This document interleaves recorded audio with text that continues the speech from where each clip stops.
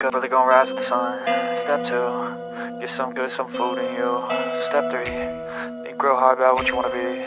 Step 4, everybody just do your thing. Wake up, today's gonna be a good day. Wake up, today's gonna be a good day. Wake up, today's gonna be a good day. Wake up, today's gonna be a good day. Wake up, today's gonna be a good day. Wake up, today's gonna be a good day. Wake up, today's gonna be a good day. Wake up, today's gonna be a good day. Yo, set your affirmations, aspirations. I got shit to do, the aftermath of preparation. Good food, good mood, blood in circulation.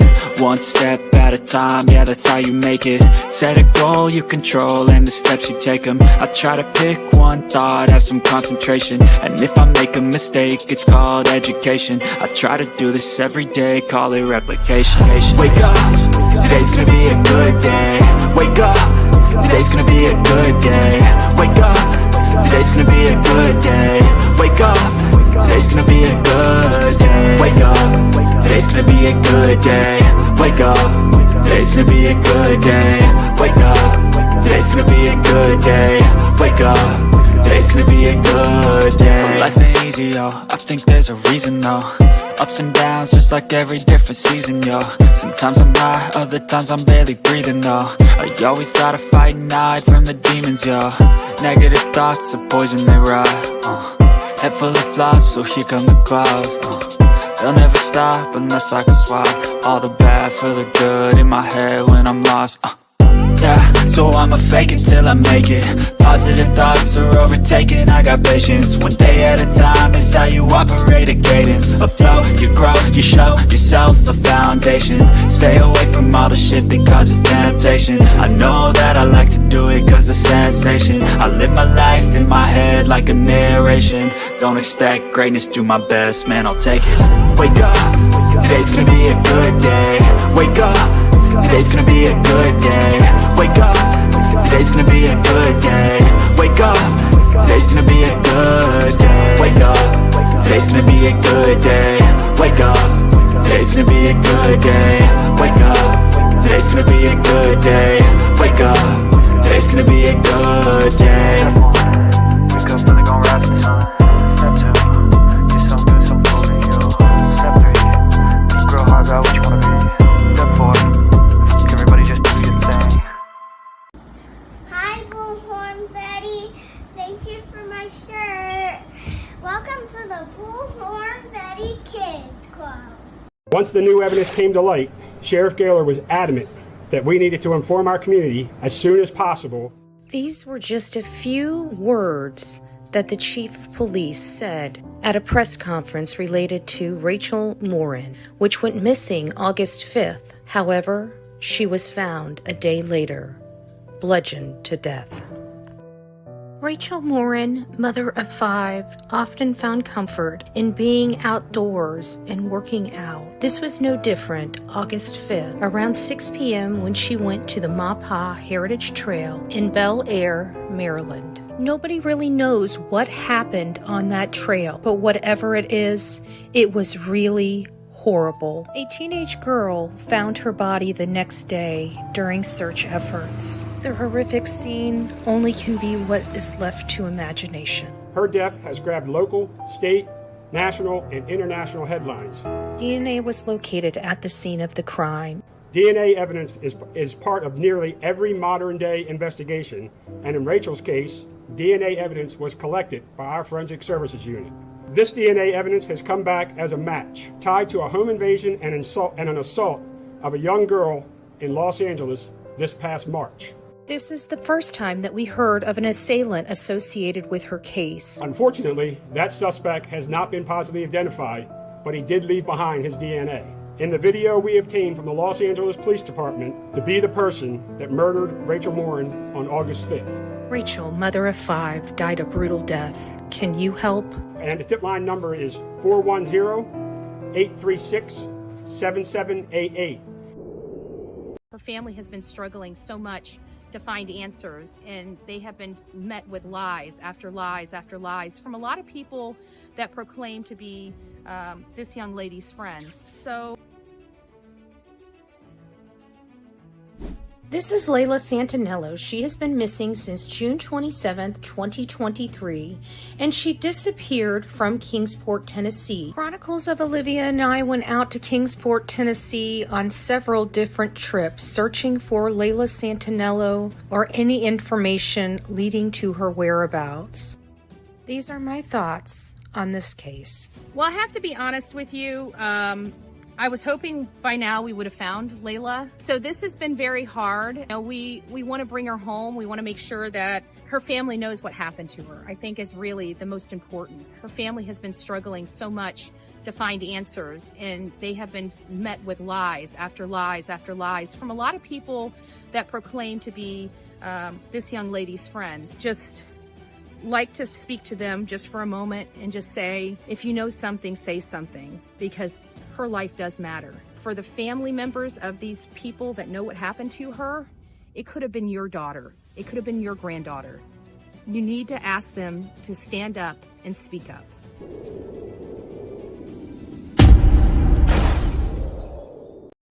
Welcome to the Bullhorn Betty Coffee Club.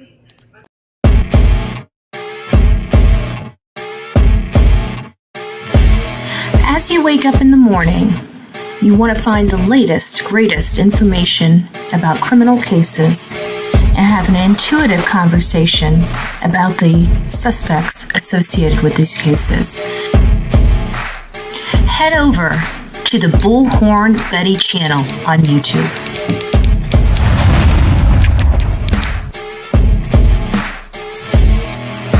Get breaking news right here on the Bullhorn Betty channel. Welcome to the Bullhorn Betty Coffee Club.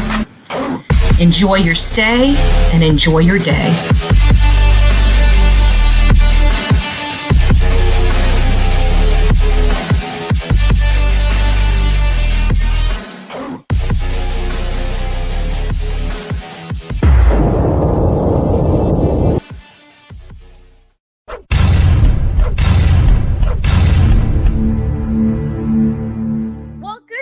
My beautiful coffee beans. Good morning from office number 2. I'm so happy to see all of you, right? Happy New Year's, guys. I'm so happy that we are rolling into 2024. It is going to be an amazing year. We're working on our channel goals, our personal goals. We do not believe in resolutions. I've been a strong supporter of goals and goal-driven New Year's traditions as opposed to resolutions. I find that people make resolutions all the time and they never quite get to them. So what I have always decided to do, at least for some significant years, is I set goals. You guys have an amazing New Year's. I hope everybody is just having a great time. As many of you know, we're not going to be doing a live this morning kicking off at 6:30, and there's a few reasons why. I noticed that nobody in my neighborhood went to bed until about 3 o'clock in the morning because I heard fireworks going off until 3 o'clock in the morning. I have been up since 3 o'clock in the morning. I know many of you are just now going to bed. So we decided to push this out just a little bit for our audience. I just want to say again, Happy New Year from Bullhorn Betty to you. God bless.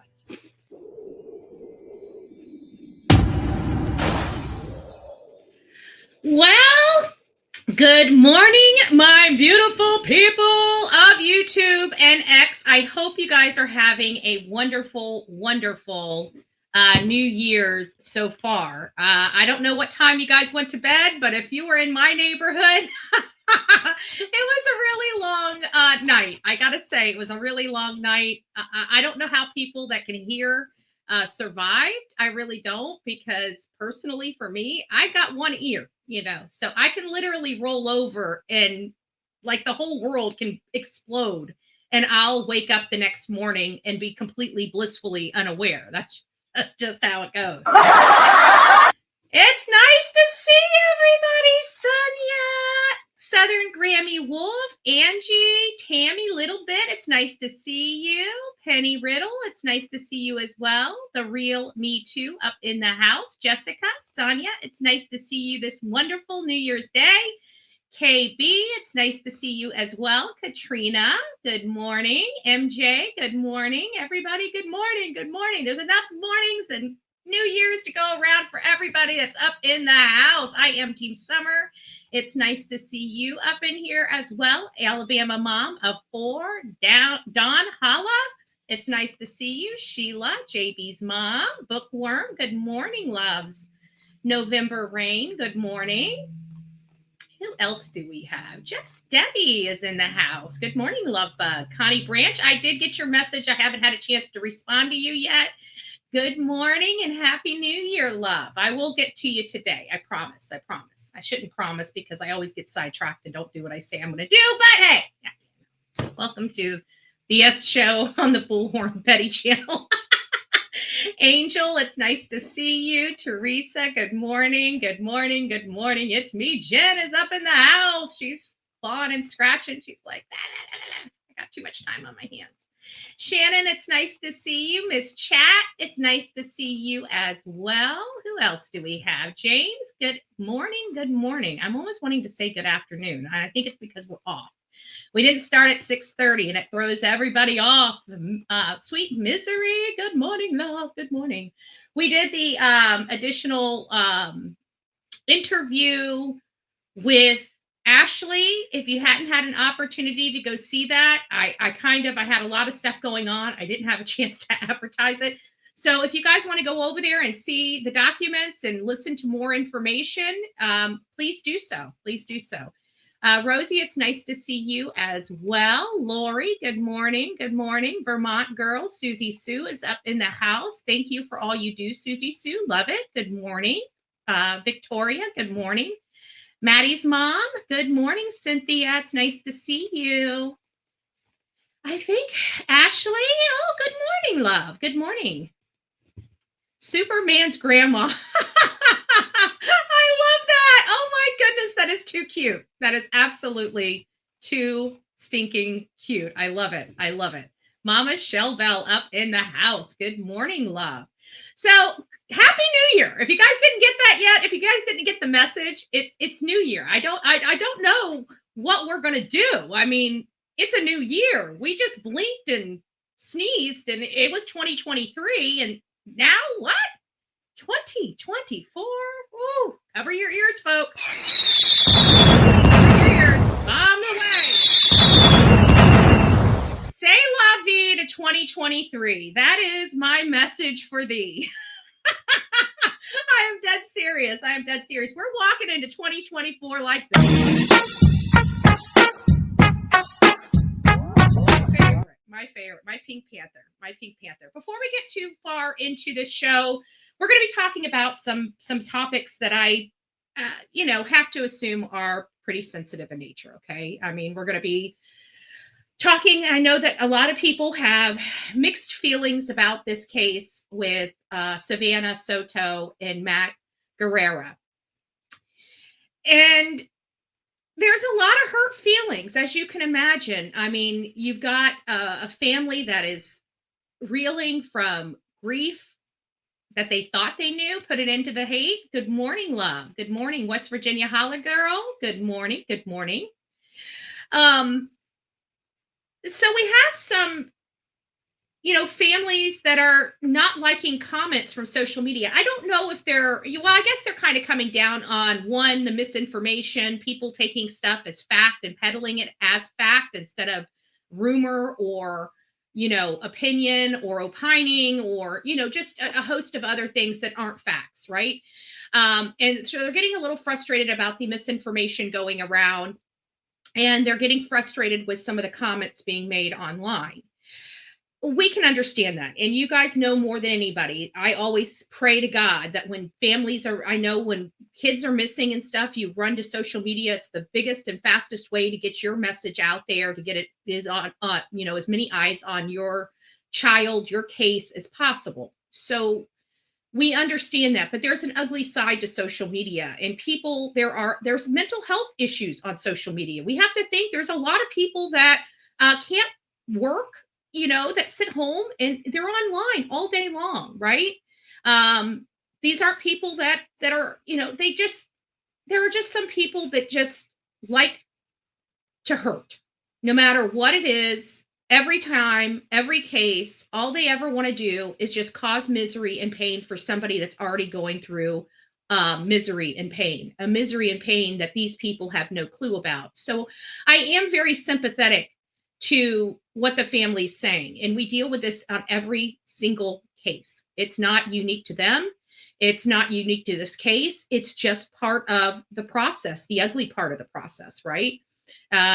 Whenever you get something that's getting attention, there are just people out there. I don't know what type of brain they have, right, left, indifferent. I don't know. But there's just an element of people, not a very big amount of people, but a small amount of people, small enough to do a lot of damage, that just throw crap into stuff needlessly. With that being said,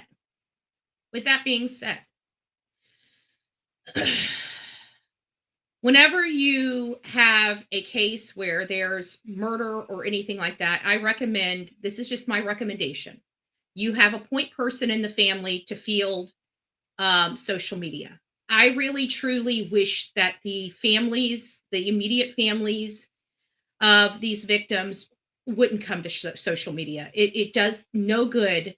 And all it does is just, it's so hurtful. We see it. We get hurt by some of the comments that we see, especially like one of the things that I had a problem with was Jennifer Santinello being beat up because I chose to go help her when nobody else would get off their asses to help.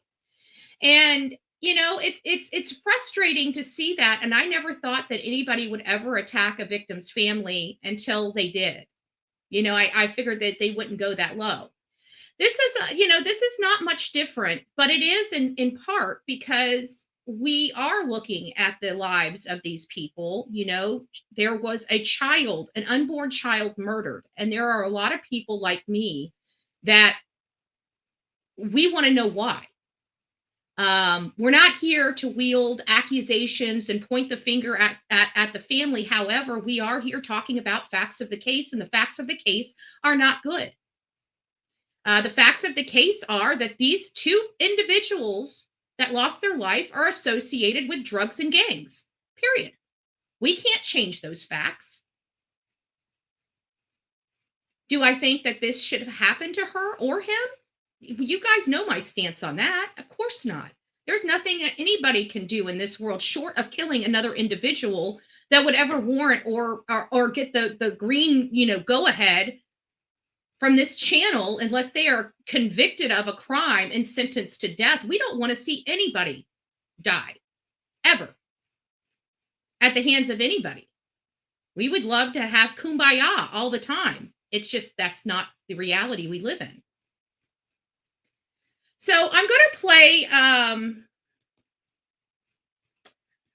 a clip.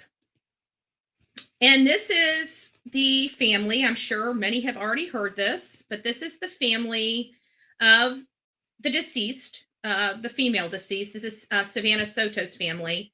And they're upset about people like me and commentators like you. Which, again, we kind of understand. We can't say that we don't. We do. We're going to probably have a little commercial. That was loud. I don't know if it was just loud for me, but it was.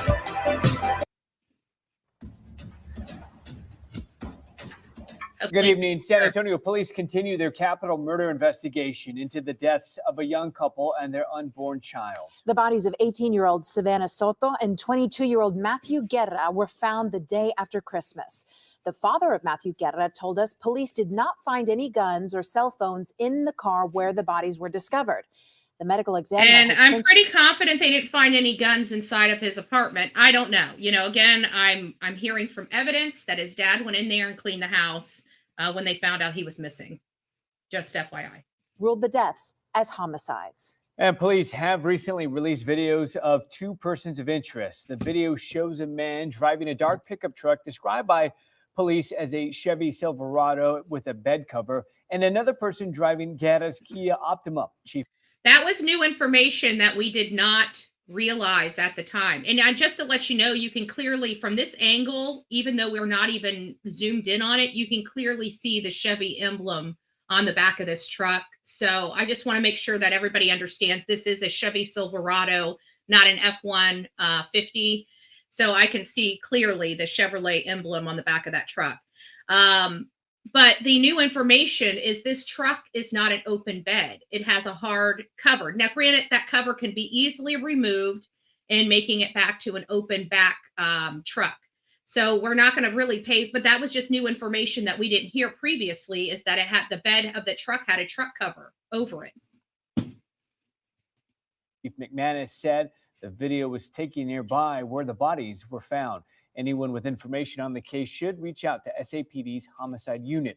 Meanwhile, the family of Savanah Soto says they were upset with social media comments about Savanah and Guerra. And they're also asking the public to quit playing detective and let the police do their job so justice can come swiftly.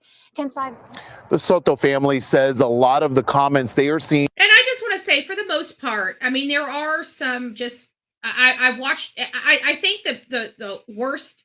Now, I don't watch a whole lot of YouTube, to be honest with you, even though I'm on YouTube. I watch a lot of TikTok more so than anything.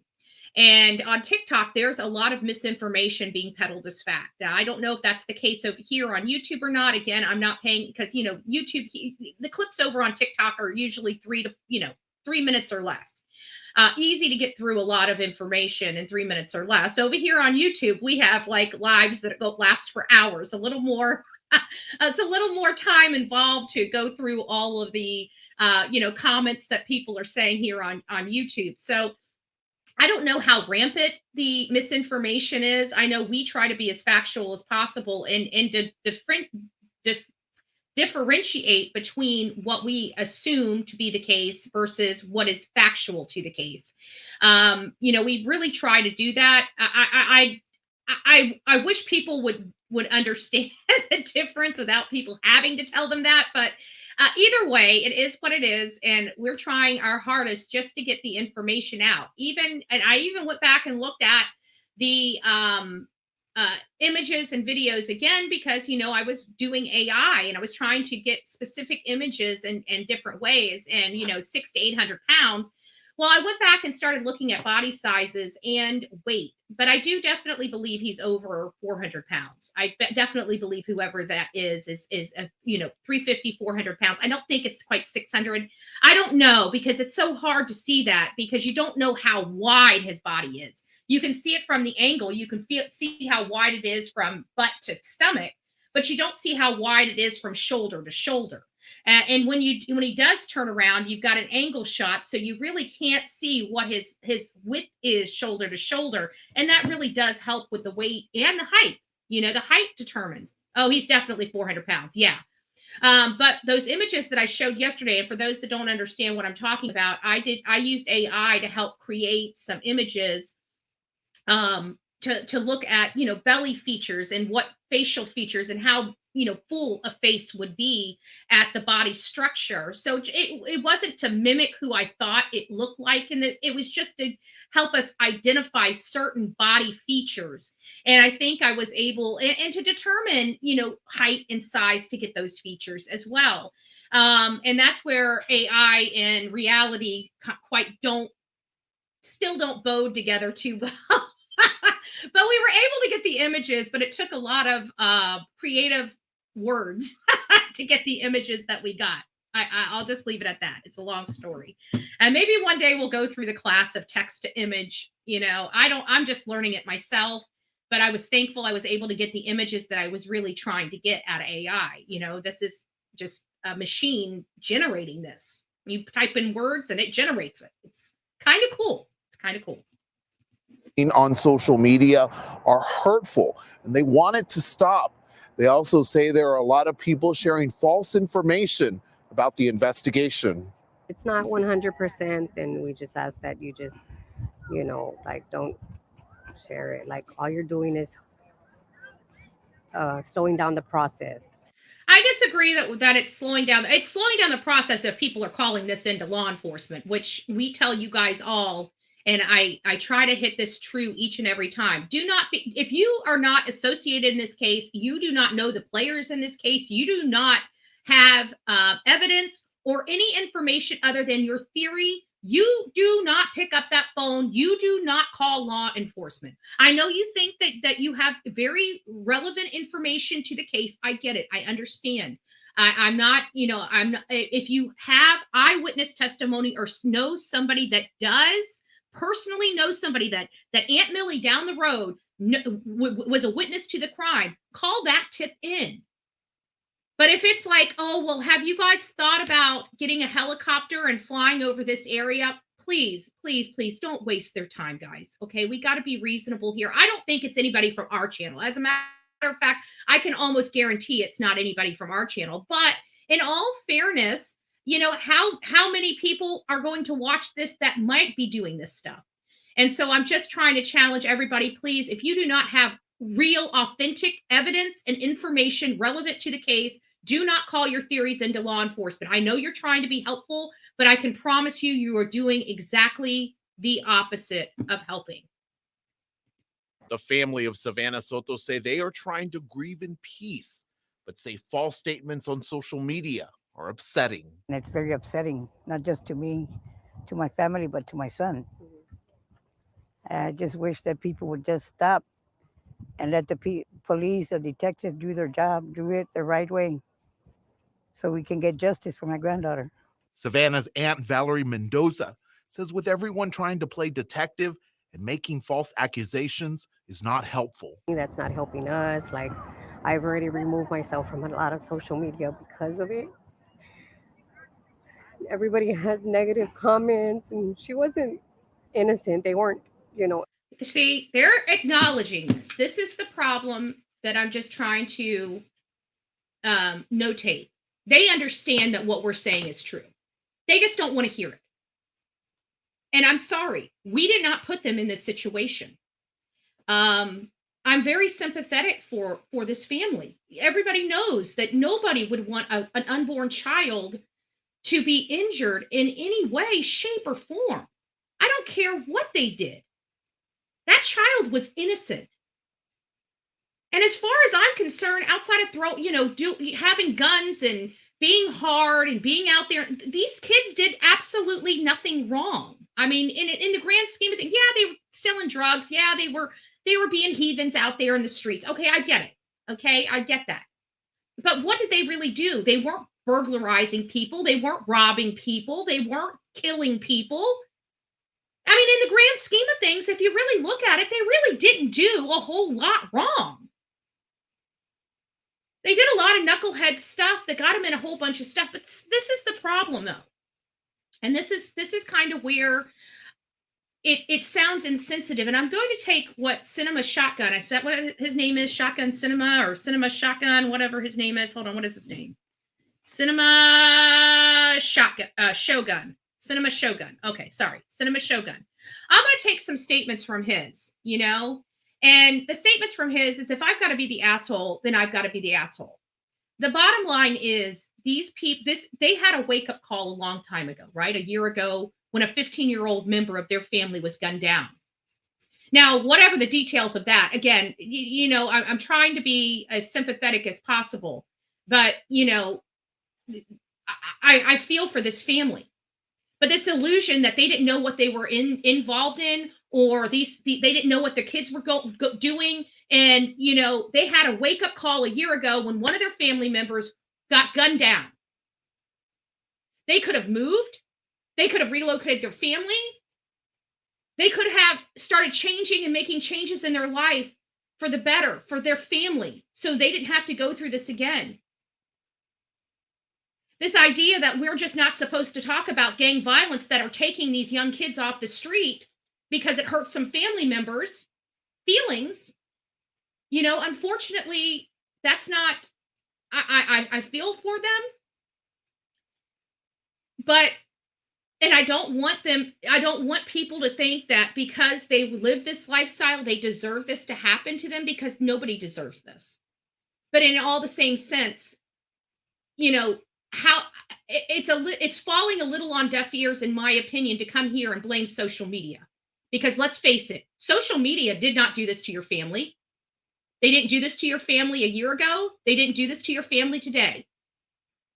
Social media is out there trying to help your family and trying to advocate for your family and trying to find the people that are responsible for doing this to your family. Despite the, people putting their own lives in danger, releasing information to help your family. We did not cause this gang problem. This gang problem was yours and yours alone to have. This is a gang life. This is the result of gang life. Instead of sitting here and blaming social media because we're not being as sympathetic as you would like, maybe like Cinema Shogun says, maybe start talking to the young people in your community about how this lifestyle will kill them. Or maybe start doing something to save somebody else so no other parent has to go through this. Try that out for size before you come here to social media, because let me tell you, I care about your grandchild. I care about that unborn baby, and I actually care about Savanah Soto and Matthew Guerra despite their lifestyle. But I'm absolutely 100% disgusted that this entire family knew and associates. Let's get that fact straight, Grandma, Auntie. You're all associating with this nonsense. So before you come here to social media blaming the people here at social media, please start helping save somebody else. Because I can honestly tell you, for me, this is not a case I want to cover. I can guarantee for a lot of people here on social media that is covering this case, we don't want to cover this. Let me tell you guys another smart fact. The only reason why I'm not sitting there right now doing this on boots on the ground is because their community terrifies the shit out of me. That's why I'm not there in person. It's literally an 18-hour drive, which I've done 1,000 times. We could have been there at that vigil, but quite frankly, I don't feel like putting my life in jeopardy to cover this story. So let's clear the air about, the comments and stuff, where let's just break it down. I feel it's too dangerous for me to go out there and cover this case in person. That's a problem. So again, I'm sorry that this girl has lost her life, and I'm sorry Fabian is not going to be able to meet the world. But let me just be very, very ultra clear. It's not me. It's not the commentators, nor is it anybody else here on social media that did this. And I understand the need of wanting your privacy and wanting your time to grieve. We here on social media, we don't get to grieve until the assailant is locked up. But don't think, and granted, we're not in the pain that you're in, and I understand that. But please don't be so critical of the people here on social media and acting like we don't give a damn. Because I promise you, we do. We care a lot. And we want to know what kind of monster could do this to your daughter, your niece, your granddaughter. And we will continue that fight despite of the commentary coming from the family. Again, we have to respect their feelings. I can't imagine, no matter, and think of it like this, guys, and I really do want to put this in perspective. No matter what they lived, okay? No matter what kind of lifestyle they lived. Gangs or no gangs. Gangs or no gangs. They didn't deserve this. Gotta love some of these websites. So maybe we could all take a little lesson from this. Maybe we could.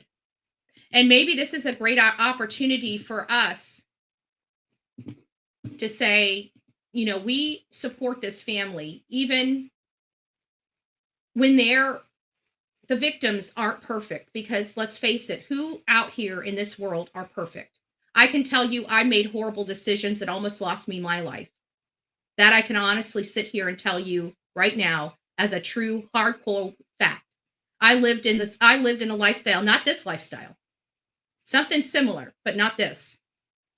There were only a few times that I literally feared for my life, not on a daily basis. And I got to tell you, it's hard to talk about this because we're trying to be sympathetic. We can't even imagine what this family has to be going through, the pain, the agony. I mean, it was a precious baby. If anybody's heart doesn't get wrapped up in that, I don't know what kind of human being you are, you know? So we have to be sympathetic, but I in my good conscience and in who I am as a human being, I can't sit here and be deceitful to my audience in an effort to paint somebody's family member in a better light. I'm sorry. The bottom line is these two children, and I'm going to call them children because that's what they were. They made a lot of poor and bad decisions with the support of their family. And let me repeat that again. They made a lot of poor and bad decisions with the support of their family. Now, you can say I'm misinformed and I'm spreading misinformation, but those are the facts of the case.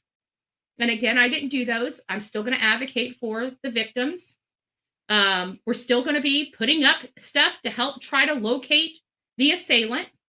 But you guys also know that I look at the behavior of law enforcement in a situation like this, and law enforcement has gotten dead silent. There's not a whole lot of information coming out about this case. That's a good thing.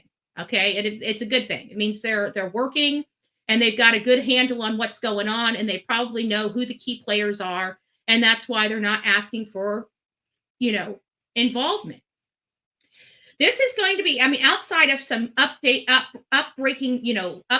and breaking news, I'm not going to be covering Savanah Soto and Matthew Guerra, because in all fairness, I do think we are going to still keep investigating this case, and I'm going to do my searches every day, but there's no point in talking about a case that has no new information coming up on it. We don't manufacture information. We don't need 1,000 talking points. There's literally 1,000 cases out there.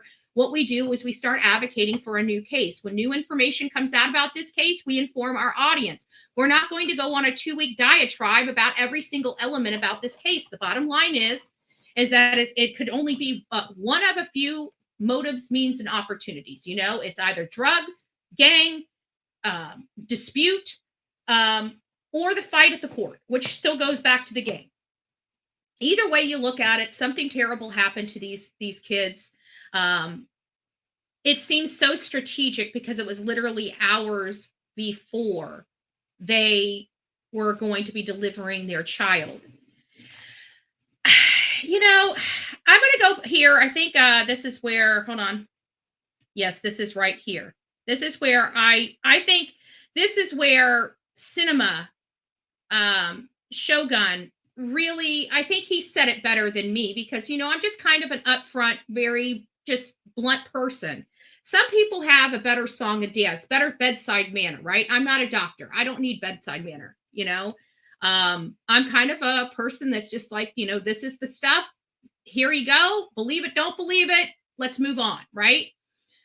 But some people have a better way of explaining things that don't sound so mean, right? Because Bullhorn Betty's mean. Wow. Right? So I'm going to turn it over to Shogun and see what he has to say, because I think he says it better in a situation like this. So I'm turning the floor over to Cinema. Turning the floor over to Cinema. Let's see what he's got to say. Usual story. Oh, yeah, they had a troubled past, but they were getting better. They were on the right track. We can sit here and we can put this energy into pretending that these victims are total angels. Like Savanah and Matthew's family, they can sit here and pretend like these two individuals were total angels. They can put their energy into that, or they can put their energy into warning other young individuals not to end up like Matthew and Savanah. Instead of making excuses for Savanah and Matthew's lifestyle, instead of trying to paint a pretty picture, and I understand why they want to do that. I get it. Amen. But instead of doing that, I wish families would start putting more energy into just being blatantly honest about the situation and warning other people not to go down that same path. Because if we keep seeing young people losing their life early to street nonsense, and everyone's always like, oh, they were so innocent. They were so innocent. They were my little angel. They never did any wrong. How could this have happened to them? If we keep singing that same song, we're going to keep seeing stories like this one. I don't know him too well. I've seen him a couple things, you know. But in all fairness, I really don't watch him. I didn't know he was really a whole lot into true crime. I've heard his name here and there, but I have to admit, when I listened to this and I listened to his entire show, I only took this little tiny clip out of it because it really, I felt like he said it better than I could say it, right? And that's really the sentiments that I have here. You know, the family's got choices here. It's not going to change the outcome. It really isn't going to change the outcome for them. It could. You know, they could stop any other family members from being brutalized in this way. It's time to get out of the gang. It's time to start moving that family away from that area. It's time for you to be adults and parents and do the right thing for your adult children when they can't do the right thing for themselves. I don't like the violence that has erupted across this country, in our country. I don't like what has been going on here with our border. I feel like crime is at an all-time high now more than ever before in our history. And I got to think that all of these things have a reason as to why our country is in the disarray that it is in. But this idea that we're going to, you know, again, we're sympathetic to the family, but I owe the story to our audience. We owe the respect to the family, which I'm giving the family utmost respect. I'm respectfully disagreeing with their position. I think it's very wise of them to get off social media until they'll never be able to be fully healed. But until they're, right now, I can't even imagine. I mean, it's like, I try to put myself in the shoes of these families. I really do. And so I know that some of the commentary that comes out of my mouth can be hurtful. You know, you're dealing with a very highly emotional subject. I mean, somebody lost their life and family members are having to hear how their loved one lost their life. You know, it's a horrible, horrible situation, but this is life. And you have to protect yourself from things that are perceived horrible to you. So it's always my suggestion, and I said this at the beginning of our show, that families get off social media when something like this happens.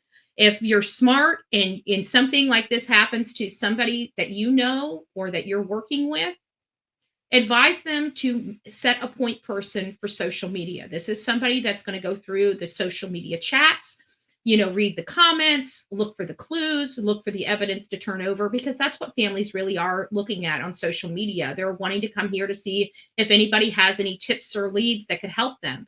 And when they come here, they start seeing people being critical of the situation, be critical of who they think may have done it, be critical of a lot of different things. So it can be very, very hurtful, especially in a hypersensitive and hyper emotional individual like somebody that has just lost somebody they care deeply about. So it's very hard, but it's my suggestion and will always be my suggestion. Take the person, the direct person, if it's mom and dad or a significant, take them off social media. They don't need to be on social media. It does them no good. Social media is a good tool to utilize, but not when you're in that condition. Let somebody else do that work for them. I don't know how Olivia did that. You know, Kaylee's sister. I don't know how she was able to do all that she was able to do, you know, listening to all those horrible things about Jack and Jake and, you know, them talking. There was times when they were talking about Maddie and people just assumed, they looked at these girls and they judged them and just assumed that they were snooty, snobby kids. And then we find out that that couldn't be further from this truth. They were actually the sweetest, nicest people in the whole freaking world and would have done anything for anyone.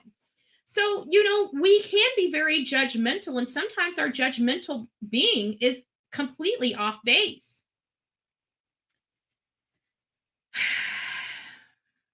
I feel bad for this family. I feel very, very bad for both families. This has got to be some of the worst news. And let me just tell you guys, just because you do bad stuff, like they were selling drugs, even if their whole entire family was selling drugs and their whole entire family is affiliated with the gang, they still have a heart. They're still human beings. They still just lost an entire family. Certainly, we as human beings can be kinder in our comments. Certainly. I do believe that our people out here are trying to help, not hurt. So if you guys see bullying in any of these commentary chats, people that are just being nasty to be nasty, call them out. Because we need to stand up as a community, as a true crime community, and say, look, we talk about these cases. We understand we talk about very sensitive topics. We try to do it respectfully. However, you know what? Just like anybody else, we get passionate about issues. But we need to keep it here. We don't need to be reaching out. If you see a family member commenting and you disagree with them, let it pass. Why engage with somebody that's hurting so bad? It just seems like you're adding insult to injury, gas to the fire. We have to have some boundaries for ourselves, some limitations we put on ourselves as commentators, right? People that comment on these cases. You guys have to decide for yourself, what kind of comment person do you want to be? Do you want to always be that antagonistic person? Or do you want to just be able to say what you mean what you say, and don't say it mean? There's a lot of, and this happens over and over again. This is, we're using this as an example for this case because I think this case is a great example for it, because we don't have the best of, I shouldn't say the best. I'm sure these people were, good people. They did a lot of stuff. When I was their age, 20 something, I was 10 foot tall and bulletproof myself. I sold drugs to pay for my own drug habits. So I understand these things. Okay. I understand, not to this degree. I'm not saying I understand their specific situation, but what I'm trying to say is I understand some of this, a little bit of this. And I understand how hard this is for family. Do you think my mom wants to acknowledge that she had a daughter that went to jail? Do you think my mom and my family want to acknowledge that I had this horrible drug and just authority issue?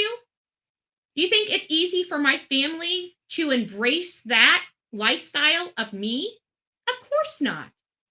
It took a lot of conversations. It took a lot of my family feeling embarrassed of me talking about my personal business on a platform such as this, right?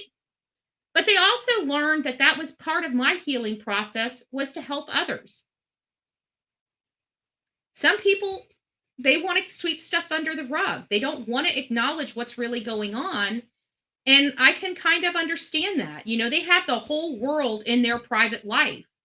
They have the whole world knowing that their daughter and son were slinging drugs and being, hellions on the road. I think what's hurting them the most is I think they feel that we as social media believe that these kids deserved it. I can tell you, at least for me, I don't know about these other creators, but I don't think these kids deserve this at all. I don't think anything that they could have done short of murdering somebody should have ever resulted in this kind of retaliation against them for whatever reason. I'm going to call it retaliation, whether it's a drug deal, a gang deal, a girlfriend deal. It's retaliatory in nature. So we're going to say retaliatory. Okay. I don't think any of this should have happened. If anybody loses their life or is put to death, I want it to be the responsibility of our government, and I want it to go through a judicial process, and I want somebody to have their due process rights. These kids did not have that. They were executed and thrown away like trash and dumped by another woman. Dumped by another woman. I may not be the baddest bee in the world, but I'm telling you, I'd like to see that girl. I sure would. I'd like to see what she looks like. And I certainly want to ask her face to face how she felt about taking the life of an unborn baby.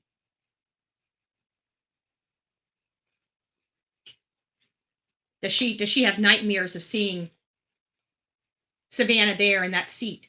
Did she have to cover her head with that baby seat so she didn't have to look at what they did to her? I would get in that she might be a gang member and a bad bee, but I'd get in that girl's head. I'd get in that girl's head like there was no tomorrow. I would mind F the you know what out of her. I don't get it. I don't think that this family deserved this. I don't think these kids deserve this. I don't think that unborn child deserved this. But I also don't think the family, in my good sense, has any room to sit here and cast judgment on a damn person out here. Telling anybody that we shouldn't be looking into it. We shouldn't be, having comments on this case. Well, let me just break it down to you. You brought us into this case, and that's the problem. When we're brought in, we're kind of troopers, in the sense of we like to see something to the end. So when you have a murder and it's a whodunit, we want to make sure that the whodunit goes to jail. And we want to make sure that they're the right person that's going to jail for the rest of their life or being put to death. That's how we roll up here on social media in the true crime genre. So, but I do want to caution everybody, the family, as you can see, they are in pain. Please be cognizant of what you're posting and how you're posting it, because the family could be reading it. I just want everybody, we've got like almost 500 people in the room. I want everybody to put themselves in this family situation. We all have a family member of ours that we love that's just a nut, right? No matter what we do, no matter how we try to guide this family member of ours, they're just the lost soul. They're, they're just the black sheep, okay? They're just the black sheep. We all have that in our family. If something happened to our family member, do you think that, especially if they're murdered through, with violence like this, certainly we can all put ourselves in a position of how painful that has to be on a family. Many of us are looking at our own grandchildren right now, right? Probably changing a diaper because our kids are at work. Looking at our child right now, our grandchild, and understanding the pain of this family not being able to have their grandson after waiting so long to meet him. Certainly, us as human beings can understand how painful that must be. Certainly we do. So while you guys see me, I'm very passionate about my opinions here on my channel. What you don't see me doing is going out there and making sure that this family knows that I don't like their daughter or don't like their son, or, say horrible things to make them in more pain than they're already in. Trust me, the pain that this family is in right now, they don't need anybody to add to it. While we talk about these cases, all I'm going to simply say is please be cognizant of what you post. We are on a campaign for no cyberbullying, no harassment, no nothing, right? We don't like that. Do I think that's what's happening to them? In part, possibly because of the law of large numbers. Not that it's coming from a specific person or intentional. I just think this case is a national case. It blew up very quickly. It's got a lot of attention, and it's got an executed unborn child involved in the story. And I'm sorry, but it causes a lot of passionate responses from women primarily, especially women that perceive that this child was put into danger and nobody was looking or even perceived it as danger until it was too late, which is, again, is what gets a lot of us a little hot under the collar. We need to respect the family no matter how we feel about the family, because they are going through some of the worst pain that we can only imagine. Some of the people in my chat right now have lived through this very pain, and they understand how horrible of a pain it is. We, as a human being, don't need to be adding to that for the family. You want to talk about the case? Let's talk about the case. You want to provide some information on it? Let's do that. But let's leave the victim shaming to other people. We're not victim shaming here. We're talking fact. The fact is that these kids were involved in gangs and drugs, and that gangs and drugs may have been what took them out. Those are the facts of the case. Do we know that for a fact right now? Nobody knows anything for a fact. I don't know it. News doesn't know it. The family doesn't know it. Nobody knows what law enforcement has but law enforcement. What I can tell you is I'm going off experience, and I have to believe, based upon our experience, they know who is responsible for this, or they've already interviewed or already has the name of the person believed to be responsible or people believed to be responsible. The streets talk. Somebody is going to be in trouble and needs out of a jam. The streets talk. And here's something else. If you're in San Antonio and you know something about this case and you got an active charge on you, it's time to call your public defender and say, hey, it's time to make a deal with the state. Nobody has to know. Nobody has to know a damn thing. That's what confidentiality agreements are, and keeping your mouth shut does for you. Go make a deal. Tell them what they need to know, and let's get these animals behind bars. Because let's face it, no matter who these people are, even if they're your friends, you see what they're capable of. They could switch on you in a heartbeat and do the same thing to you and your family, and you know it just as well as I do. All right, so I do want to go over some more things. I spent an hour talking about my feelings on this whole thing. Do I feel bad for the Soto and Guerra family? I absolutely do. But I think at this point, crying about how people perceive Matt and Savanah, I think they should have been looking at those issues long before we got to this point. And I have to, again, agree with Cinema Shogun that, maybe if they put this much energy into trying to get them out of this lifestyle, we might not even be here at this moment. As insensitive as that sounds, I understand some of these things, but you know what? The truth is the truth. And sometimes the truth hurts people's feelings. And I'm not going to sit here and kowtow to reduce the impact of the truth because of somebody else's feelings. I'm unwilling to do that here on this channel. You're going to have to get a thicker skin or not be involved. That's just the name of the game. We can't have a whole bunch of people out here with all these emotional issues trying to talk about true crime. It doesn't work. So this is what really enraged me. This is I found it. I don't know if you guys remember me talking about this message yesterday on yesterday's show. It was yesterday afternoon. I think it was the 4:30 one.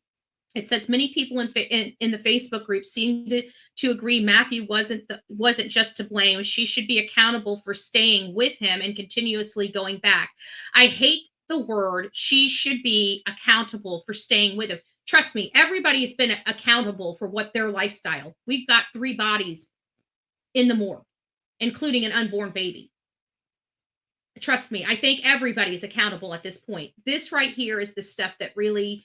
I think that maybe a little more sensitivity in this would have been better. Okay.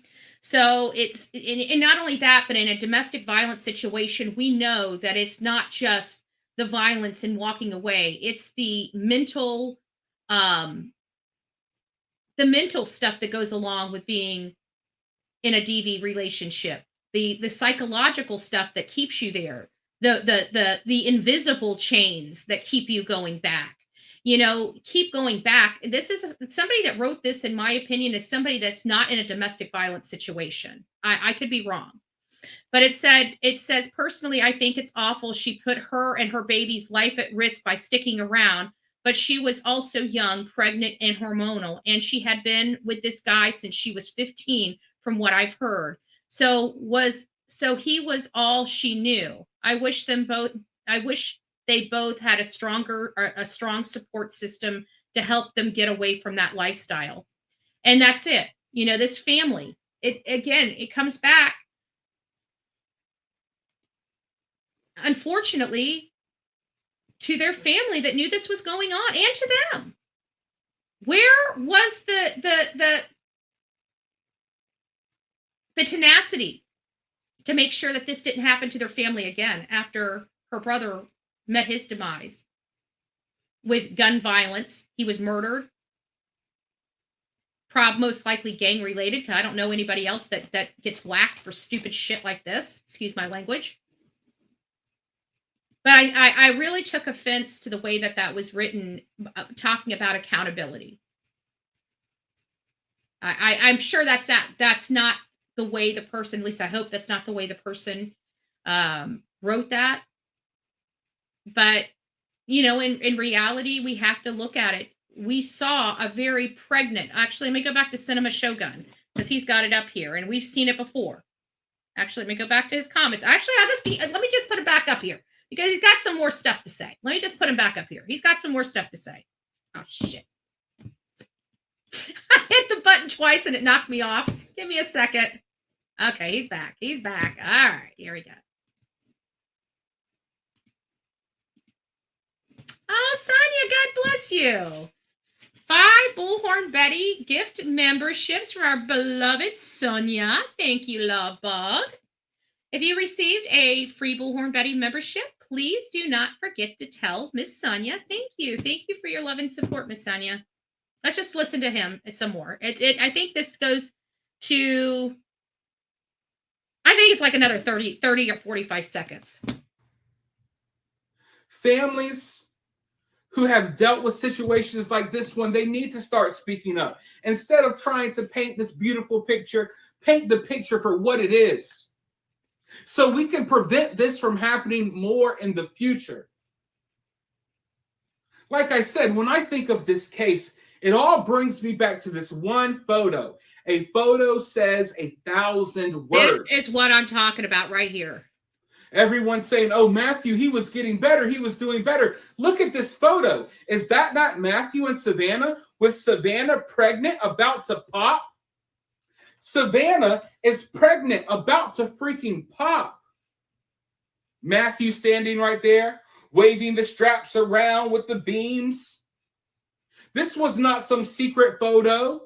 This was a publicly available photo on social media for all of the families to see. So if the families can see people saying things that they don't like on social media, the families saw the pictures of their freaking 9-month-old or 9-month pregnant, 8-month pregnant, about to have daughter taking selfies and photos with her boyfriend that's on probation for beating her up, waving guns around. And I think that's the sentiments. Okay, thank you. I thought it was important to bring a different voice up here, because sometimes I get attacked too much for having an opinion, But I just absolutely 100% mimic Cinema Shogun's opinions on this entire evaluation and analysis he did of this case. Absolutely, hands down. To me, he was spot on. To me, this man was spot on, and I understand the sensitivity of the family. I understand the pain that they're going into or going through, and I understand that this has got to be the hardest thing in the entire world. in the entire world. I didn't clip enough for it to even make a difference, to be honest with you. But that's why I do it on YouTube, so we don't have any issues with that. But thank you, I see you. Always got my back. Always got my back. Yeah, we love it. Gotta say, we are lucky. We are lucky. Connie says, in someone Matthew's, hold on, let's see. In someone Matthew's picture, see pregnant belly. She definitely knew what the game was, and she was also a player. I believe so. I believe she wielded her, who she was with. You ain't talking to me like that, because I know when I had a big old, guy, nobody right? When my guy was big, okay, he was kind of lanky, but obviously he's dangerous, and he had a lot of people that were concerned about who he was and what he could do to them. I mean, he was in the gang life, period. But my guy was meaty, okay? I had a meaty guy. I got a big, and trust me, when I was out with him, I didn't give a rat's ass what came out of my mouth. You got a problem with me? You need to go speak to him. You guys know what I'm talking about. When you have that kind of pompousness or boldness about you, because you're confident that no matter what situation, your guy's going to take care of it. You have this emboldeningness about you that you just kind of exude, and you kind of have your head up, and you feel more powerful than everybody else around you. And so, yeah, I absolutely believe that everybody knew the lifestyle they were living. Their entire family knew the lifestyle they were living, and the entire family, in my opinion, is living similar lifestyles. Again, as insensitive as this sounds, social media did not do that. Social media did not. I'm telling you. Listen, all I know is what I plugged into the AI program, okay? And I couldn't get the belly. If anybody wants to know what she's talking about. So I did this rendition. Actually, might as well just pull it up. Hold on. Let me just see if I can pull it up. I might still have it. I might have deleted it, but I might still have it. No, I still have it. You guys are lucky, okay? Just lucky. Just going to say it like that. So this is what they're doing. This is what she's talking about. For those that are just coming here, if you guys didn't see my show yesterday, I was going through this, and I wanted to see the body style of this man. This right here looks like a really large man. I mean, he looks like he takes up from one side of the door to the other side of that Silverado door from this angle. His whole ass seems like it barely fits through the door. Just saying. Not a pleasing thing, but that's just what I'm saying from this photo advantage here.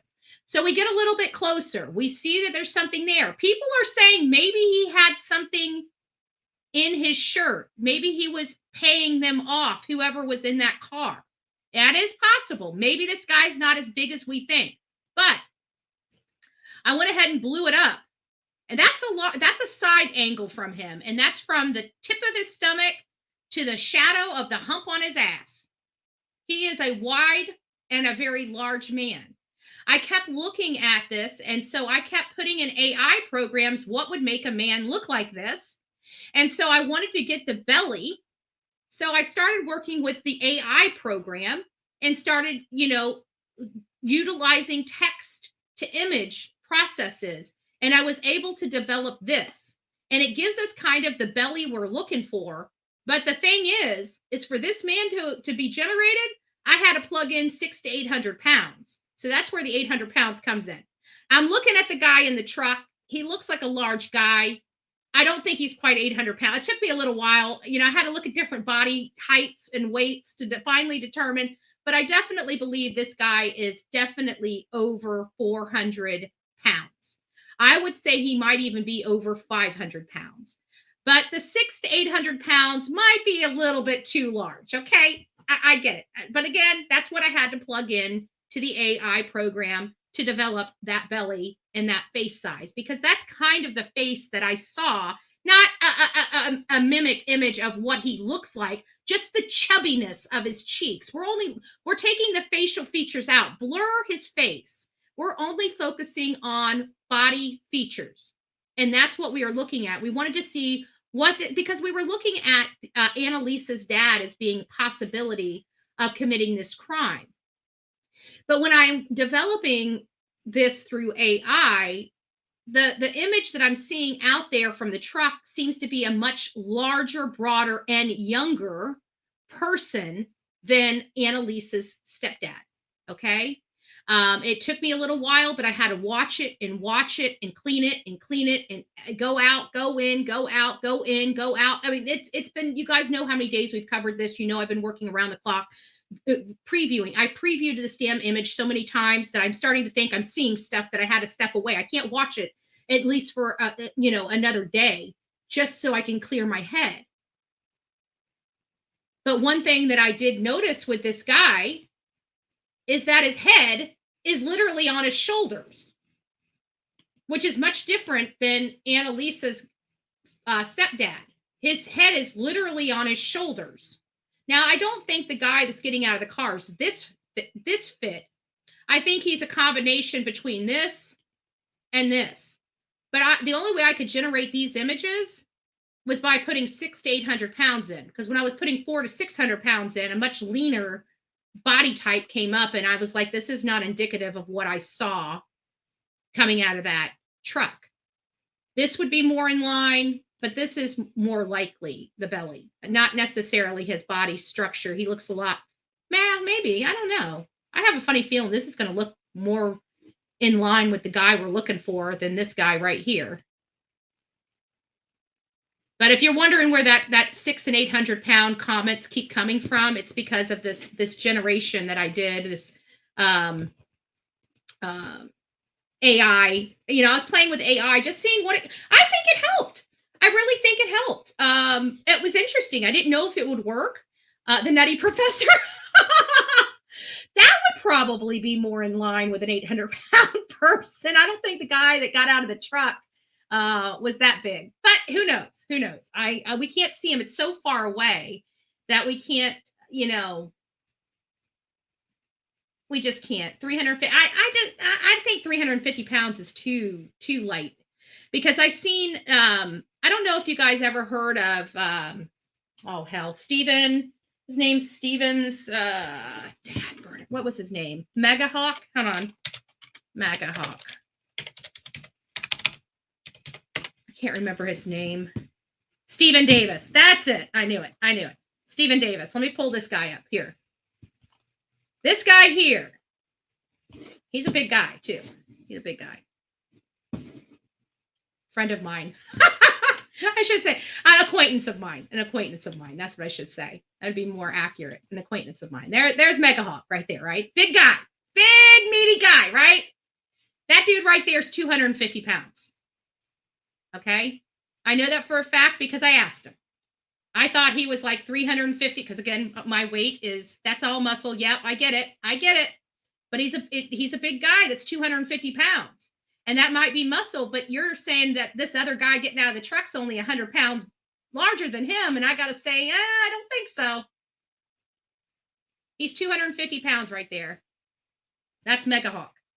Stephen Davis. Nice guy, too. His girlfriend's real sweet as well. It's one of those things, whenever I'm in politics, I've been in politics for so many years, that I've learned over time, especially with the politicians. I always want to go and talk to the politicians. I want to talk to them about my feelings, on certain topics and subjects like that. And I'm at a lot of events, related to dinners and, just stuff. And I've learned, with these politicians, and he's not a politician. He's more like a social guy, like kind of like us, but he's much well known, like Benny, the Benny Show. Anyways, one of the things that you learn is the women, especially if it's the men and vice versa, if the woman's in politics versus the guy, you always want to talk to the significant other. And the reason why you do that is because the significant other is basically the third wheel wherever that their politician or their person goes. So you're always left holding the camera. You're always left taking the picture with, of your spouse with somebody else. So I've always, over my years of being in politics, I make the spouse get in the picture with me. And I always say hi to them and always, go up and chat with them. I always make them first before I make their significant other first, because the significant other is always first, right? And so it really does help. It makes them feel a lot more comfortable and more open, which is what we want, and we have it always works out because we have a good rapport. For example, Dan Bongino, his wife is always in the back. You never see his wife, she's always in the back. Nicest lady in the whole world. And I remember when I wanted to take a picture with her as opposed to Dan, her eyes just lit up, her eyes lit up.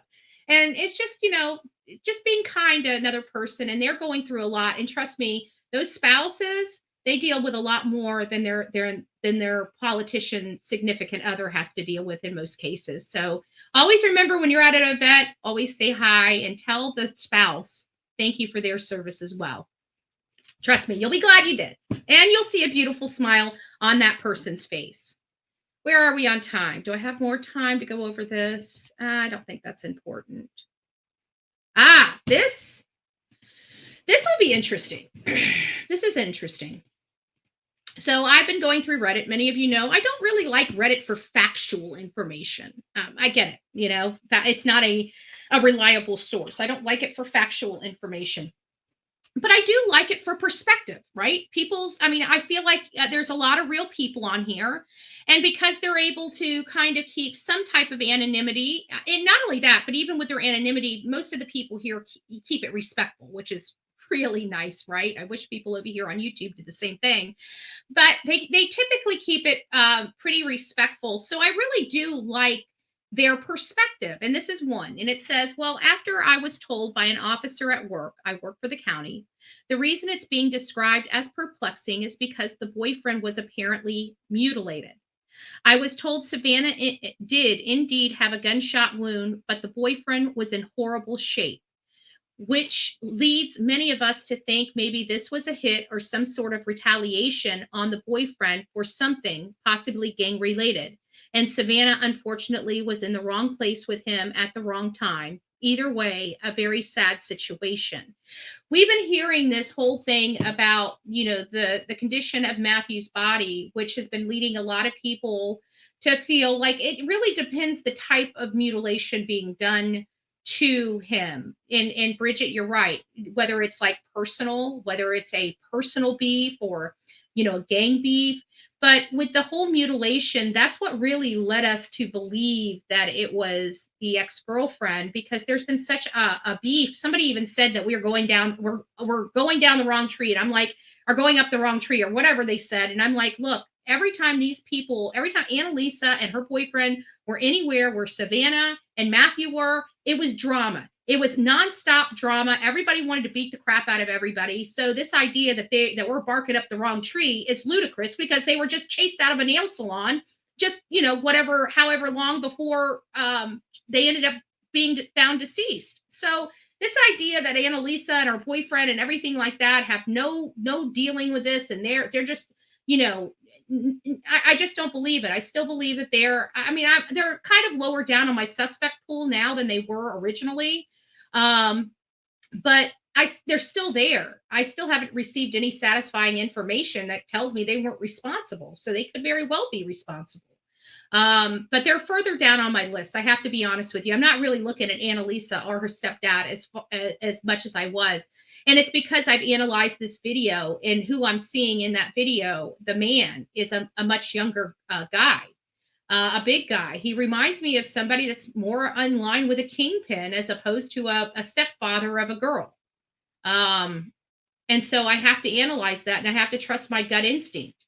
I feel like I've exhausted the avenue of it being Annalisa. When I saw the despicable comments coming from her boyfriend as well as her, there were still some parts in there that I believed. Like when her boyfriend said, look, we don't want anything to do with the pregnant girl. We feel bad or whatever, after he said, who gives a, flying F about that pregnant girl, blah, blah, blah. But, reality sits in, and maybe even he realizes how disgusting that statement is. He had nothing to do with it. He's like, look, we had problems with her man. We didn't have problems with her, not so much so that we're going to off her like this. And I believe them. And I believe Annalisa. I believe she's a piece of garbage that pops off at the mouth and said a bunch of stupid stuff and got herself in hot water like her boyfriend did. But I don't think that they had anything to do with it. When I looked at them and I looked at their behavior, even with all the crap that coming out of their mouth, I just don't believe that they had anything to do with it. Will that change? It will change just as easily as it changed for me thinking they did it to now me thinking the mafia's got them, right? So my theories change based upon new information that comes out. New information that I'm looking at is that video with that guy. The girl getting out of the car is much taller than what I believe Annalisa is. So now the girl that could have been perceived as Annalisa is not her. And the guy that could have been perceived as her father or stepfather, it doesn't appear that that's holding water either. So now we got to move on to the other thoughts. Is this retaliation due to drugs? Is this retaliation due to gangs? Is this retaliation to do with the court hearing where that kid got beat up? All of those are now on the table, and that is the focus of where I'm going with this case. Again, I'm going to be doing some research behind the scenes. Unless we get new information on this case, I'm not going to really be running this case too much, because I'm not going to start just speculating wildly on everything on here. This is a gang related, in which we would normally do, but let me just clear this up. This is a gang related type of situation. And I'm sorry, I don't feel like being responsible for somebody else getting whacked because I may accidentally share some information that is either true or untrue. And can you imagine if somebody got whacked because some information is being peddled around these streets that is inaccurate? Like, these are gang members. These people's lives are in danger. And as we start, going down this road, we're going to realize how nasty it's going to get. And I'm sorry, I can't be responsible for somebody losing their life because I may have speculated wrong. That's a lot of weight for somebody's shoulders, but this is the element we're dealing with this case. It's the same reason why I would not put my boots on the ground out there. It's too stinking dangerous. You guys never hear me say that on this channel, that it's too stinking dangerous. This is one of those cases for me that's too stinking dangerous. So I'm also going to be on the diatribe, or, the soapbox of our creators here need to be very careful and cognizant what they are doing, especially with this case. Be smart, be reasonable, be truthful, because we are dealing with a different element that we don't understand.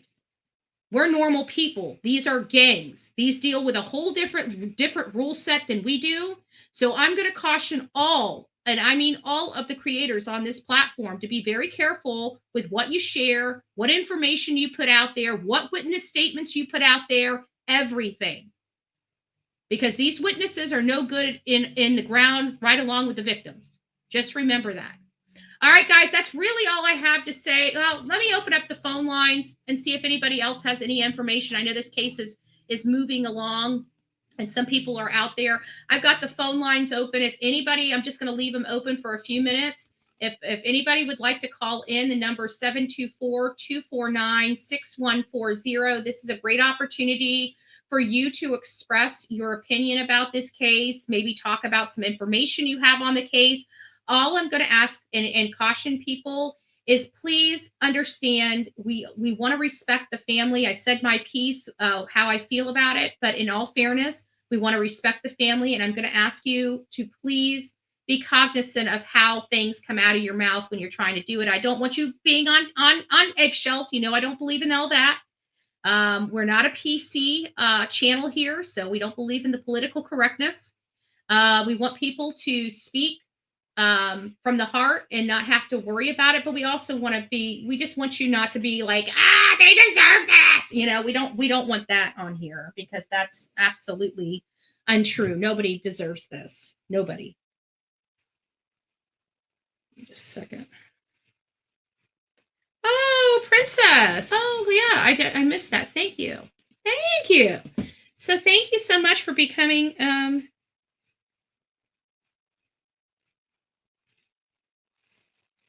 oh. Okay. So thank you guys. Thank you. And again, Sonia, thank you for the 5 gifted. We've got gifted memberships that we're supposed to be doing, but this particular channel I don't think is eligible for those. So the other channel is, but not this one. But we'll get there. At least that's what I think. I'm unsure.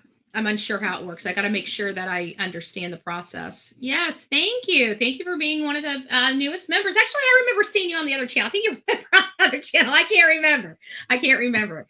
But either way.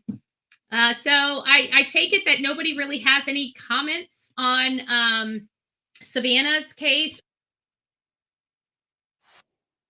Oh, let me change this. Hold on. Okay. This is Betty.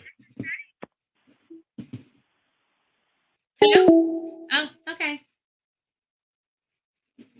All right.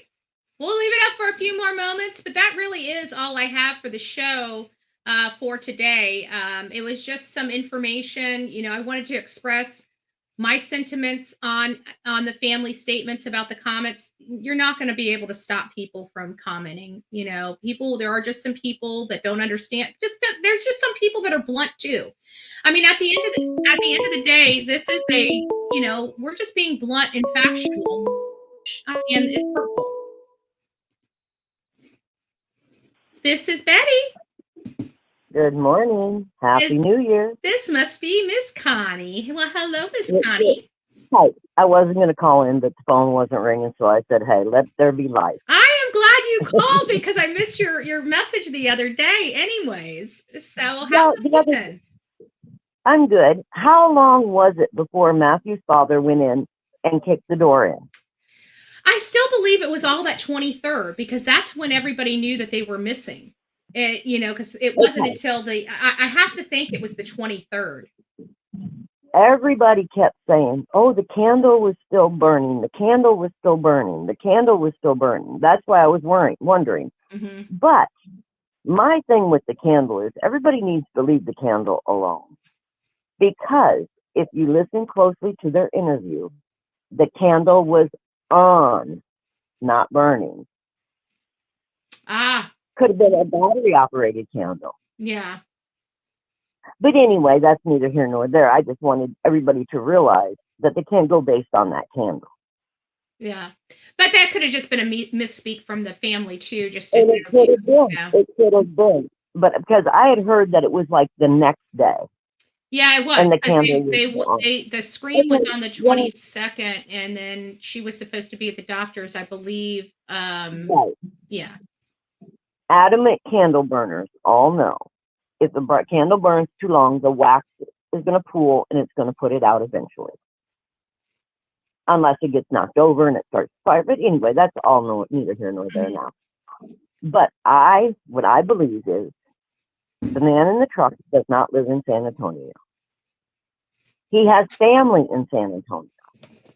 And I don't believe it's Annalise's father, but could it be a younger brother of the father?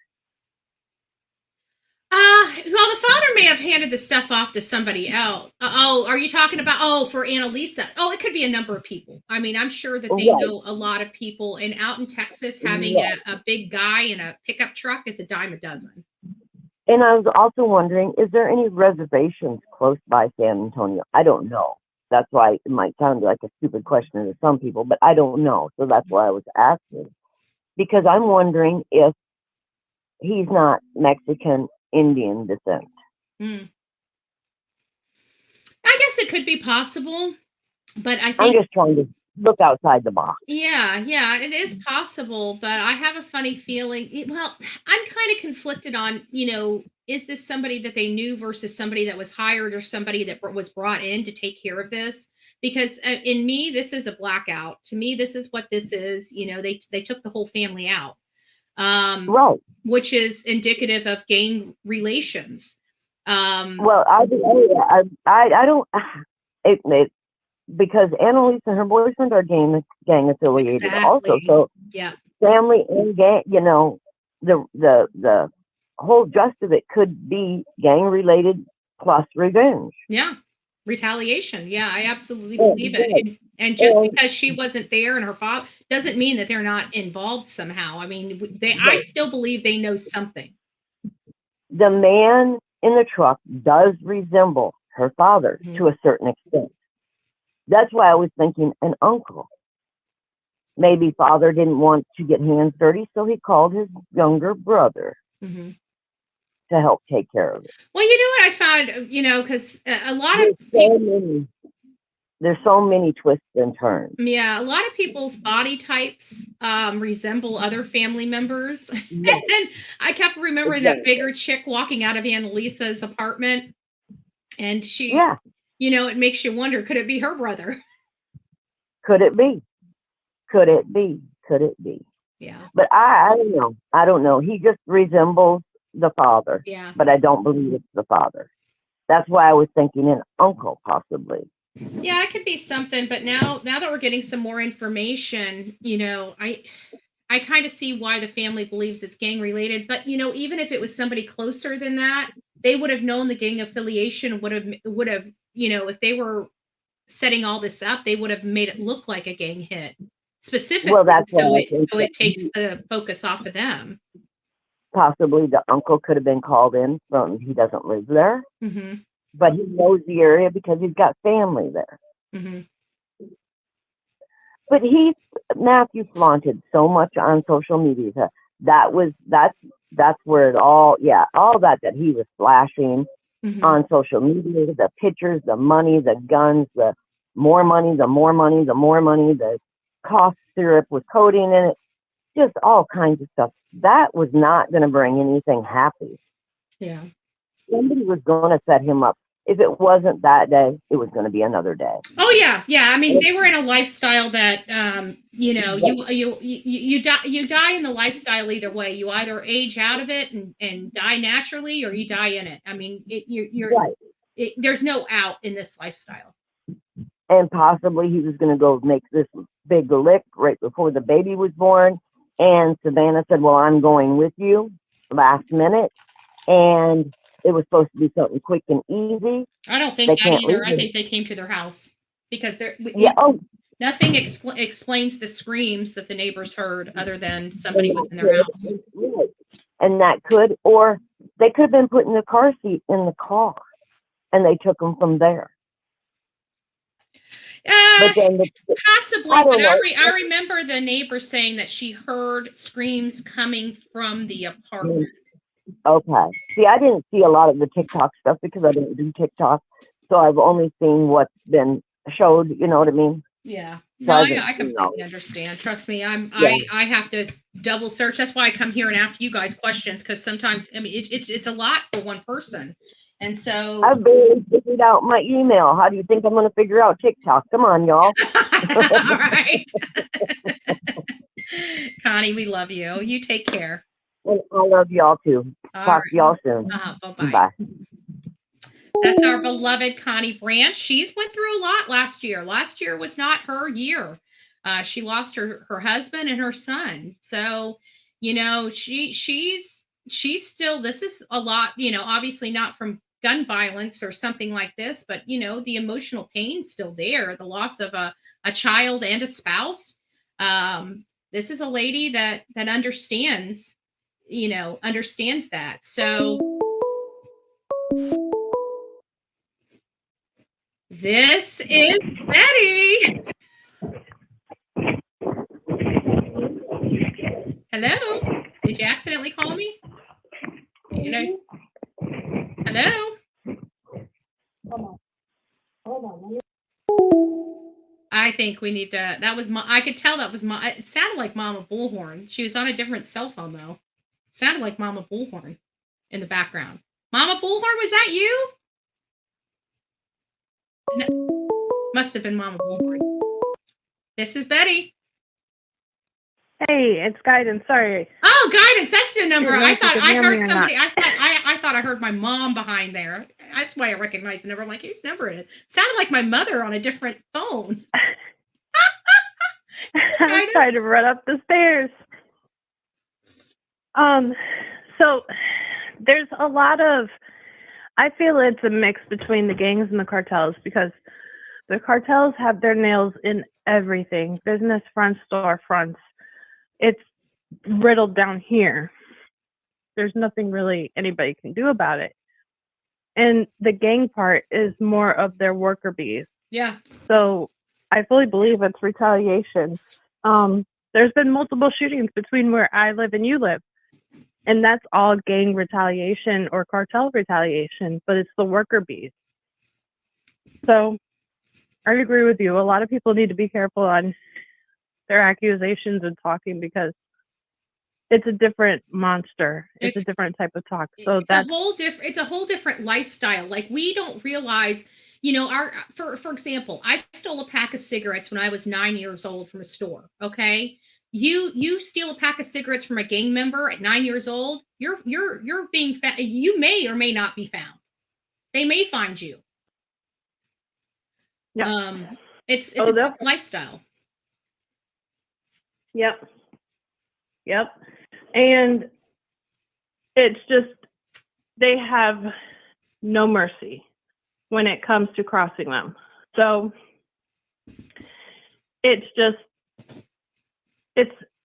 I fully believe that it was definitely retaliation because there's no way that it was somebody. To a certain extent, I think it could have been related to the Victor Rivas, since he was just in court 2 months ago. Yeah. But then again, when you look at his telegram, he was not carrying light product. He was, and I don't know if you saw some major weight. Yep, and he did make comments in that telegram that he was getting everything straight from Mexico. Mm-hmm. So it makes you question of who he crossed. And when they say he was snitching, and that's the word on the street, that's the first, the twins found me. That's the first, and they find it to be real, they're going to cross you in 2 seconds flat without even thinking. Yeah. But anyways, I'm going to let you go since my twins found me. Okay, well, give the twins hugs and kisses, and we'll chat soon. Will do. All right, love. On your next day off, let me know. Let's go do lunch or something. All right, love you. Bye. Love you too. Bye-bye. All right. The girl from the nail salon video said something about them being kidnapped. How did she know this? Yeah, I think they were kidnapped because it really does explain the yelling in the house. Now, there was no forced entry, but if their door was unlocked or they knew the person coming in, then yeah, and this whole idea about this whole snitching thing, all it takes is a rumor, because I can tell you there's been several cases where people were offed for snitching, and then we come to find out they weren't even working with the cops at all. Didn't go down there, wasn't working with them. They just lost their life over a freaking rumor. Well, hello, it's me too. Hello? Hello? Okay, if that was you, call me back. Call me back. I agree with the comments. Sky, what did Sky say? Mel B says killer in training, which is maybe why they had to meet up. Who knows? Just a thought. It's a good thought, I mean, we know that people are out there have to get their bones and stuff like that. Exactly. No way in hell this was a cartel. Actually, cartel hits make mistakes all the time, especially if they're brought in.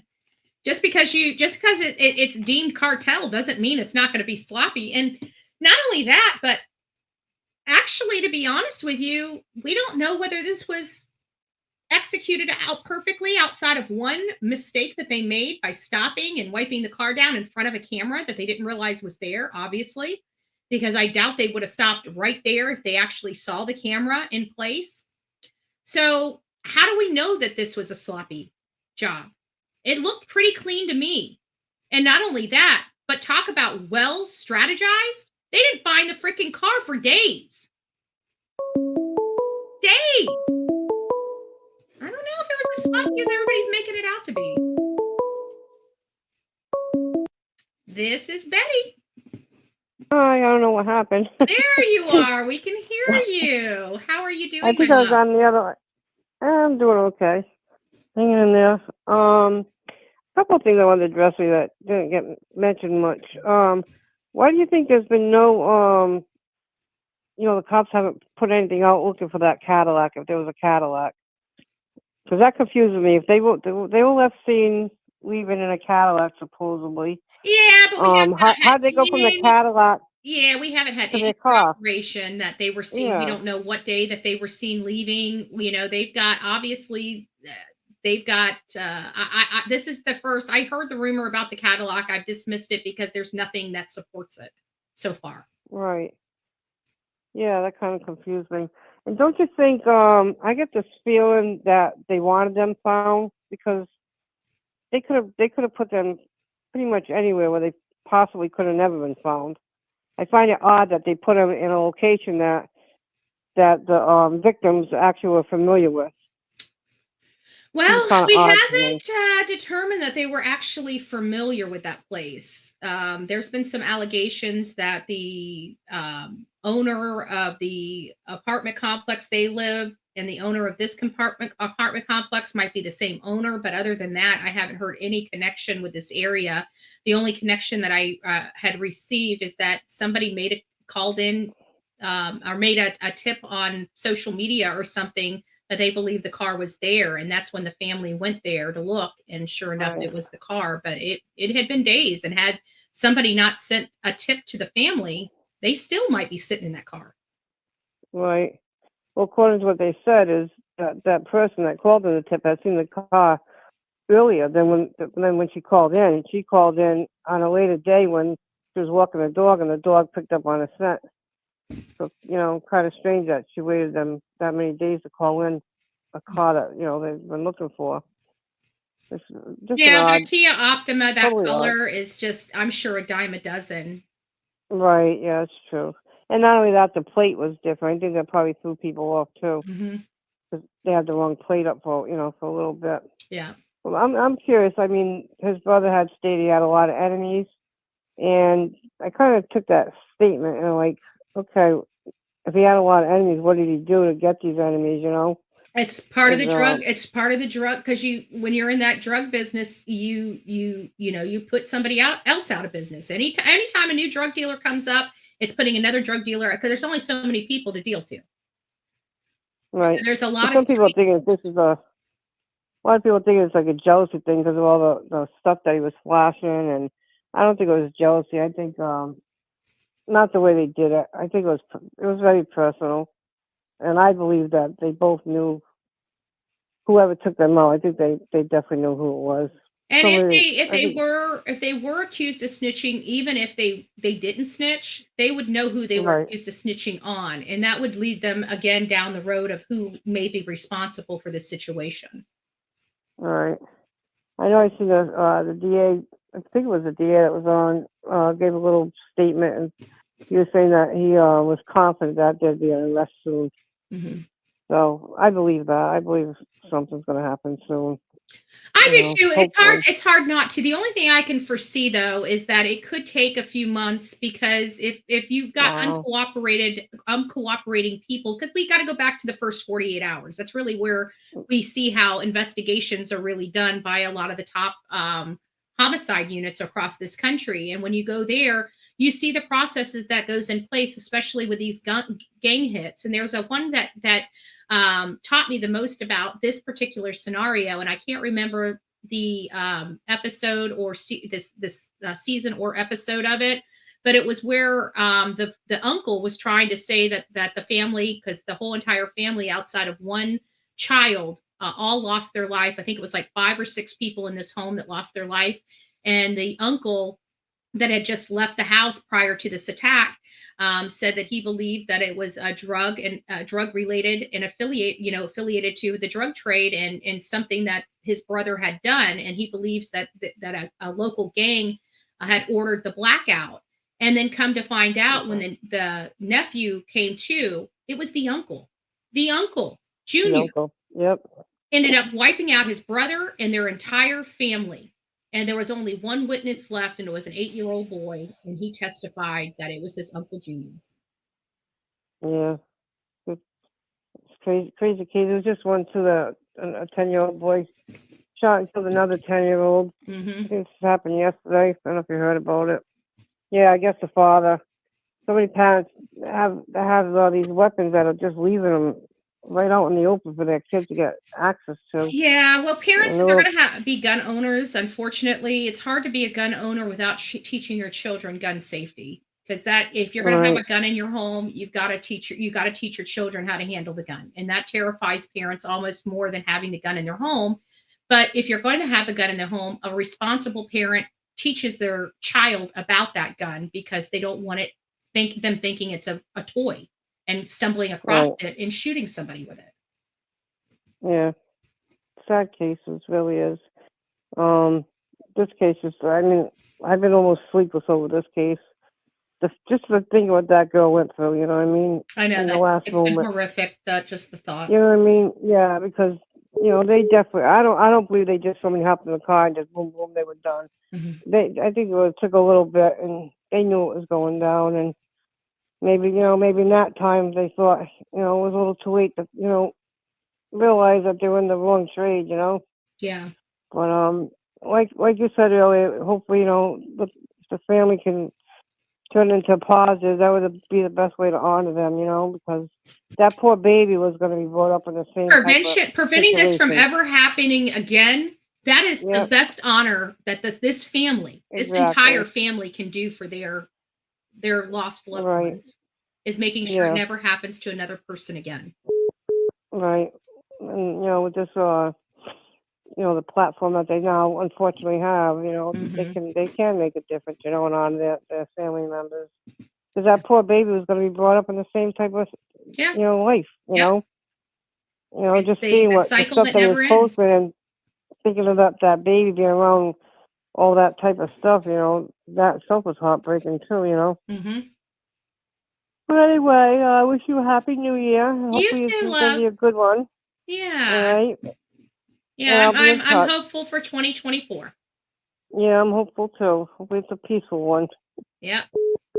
All right, But well, let me I'll grab be in Let me touch grab with this other line. All right, thank you. God bless. Take care. All right, Bye-bye. bye. This is Betty. Yes, Betty? Yes. Yes. Yes. Excuse me. Yes, I was calling to see you were just talking about the man that killed the whole family. Is that when was that the woman that threw the baby over the fence and then they chased her down and killed her by the street? No, I wasn't talking about that. We're talking about Savanah. Oh, you're talking about the example that I had provided. Yes. Oh, no. That was oh geez, I can't even remember where that was. But no, that wasn't that case. Yes, but it seems like that's what they're starting to do, killing babies and families also. It's terrible. Yeah, well, we just had an officer. It was kind of funny that you're bringing that up because it's in Ohio. Give me just a second. There's a officer. Of course, it jams up on me. Maybe I keep it like this. Give me just a second. An officer that did a family annihilation, killed his entire family. It was a New York officer. Yes, it's terrible. Yeah, it's starting to be. It's awful how these kids getting involved in these games and stuff and bringing it home, and it's just killing up the whole family, especially in that culture. Because that family was also in that culture also. Right. It's just terrible. Yeah.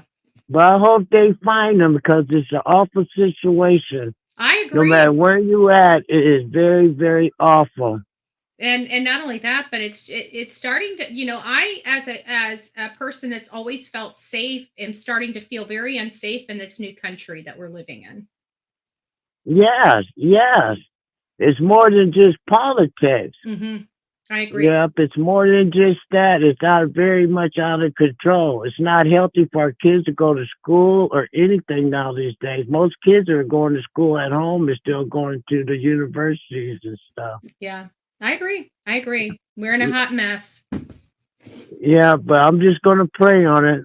Because that's the best I'm man glad I you know. do. God moves mountains, and prayer. Yeah, that's the best man I know. That's the best man I know. Well, you guys have a blessed day, and thank you for accepting my call. You too. God bless you, and have a great day.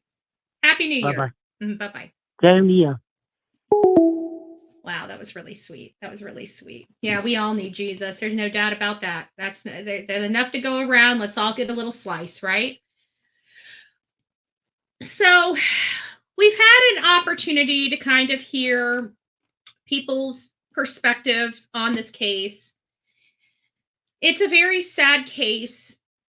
This is this is the poster child of why we say no to gang life. We say no to this type of lifestyle. These drugs are killing our kids in more ways than one. Typically we're up here talking about the drugs taking our kids away. But this guy right here, his pregnant girlfriend and their unborn baby, they may not have been using these drugs, but these drugs killed them. These drugs killed them. I guarantee they wouldn't have been noticed as much as they were if it wasn't for the gangs and the drugs. And this could be a really good and strong message. And I do pray for the families. I pray for the families of all these victims that we have, right? There's a lot of family members with these 3 people.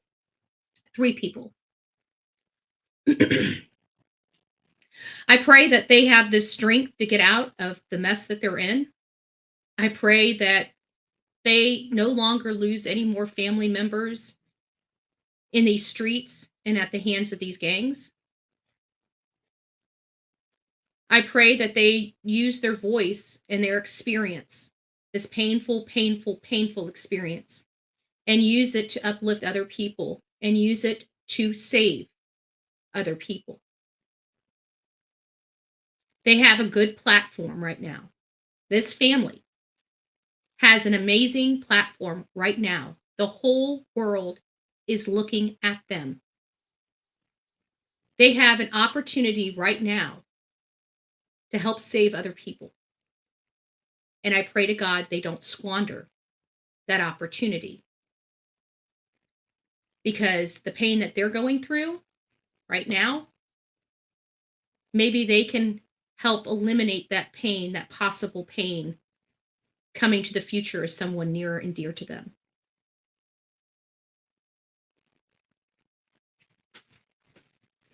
A child is lost.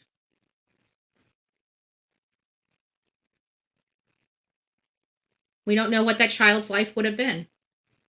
Child could have been in the drugs and in the streets and in the gangs, wreaking havoc across this country when he got a little older. We don't know. He also could have been the one person that broke the chains of his family. He never had an opportunity to even try. So this afternoon, we're just going to pray for the family. We're going to pray for their strength. We're going to pray that they find some peace in their heart and in their minds. I know it's going to take a long time before they'll ever get there, but we can still pray. And we can pray for strength as they have to walk through this very difficult walk that only few know about. Thank God. And I pray that they do something with this, because there is a silver lining and there's a lesson learned. And I hope they take that lesson and that silver lining and do something amazing with it and not squander it. That's my message to the family. God bless them. God bless each and every one of you. May you guys have a happy new year. I pray that 2024 is better than 2023. God bless each and every one of you guys. Don't forget to be fearless. If you see something, say something. An ounce of prevention is worth a pound of cure. And as we learned in this segment, Please be kind to one another in the comment boxes. Please be cognizant that family members of these people that have been injured, missing, or deceased have feelings. They are human beings, and they're reading these comments. So maybe having a little humanity, having a little empathy and a little sympathy could go a long way when commenting. Mean what you say what you mean, but please don't say it mean. God bless each and every one of you.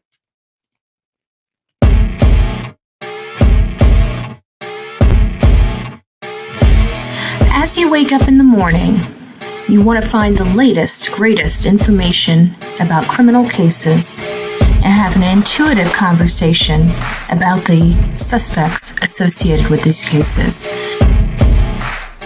Head over to the Bullhorn Betty channel on YouTube.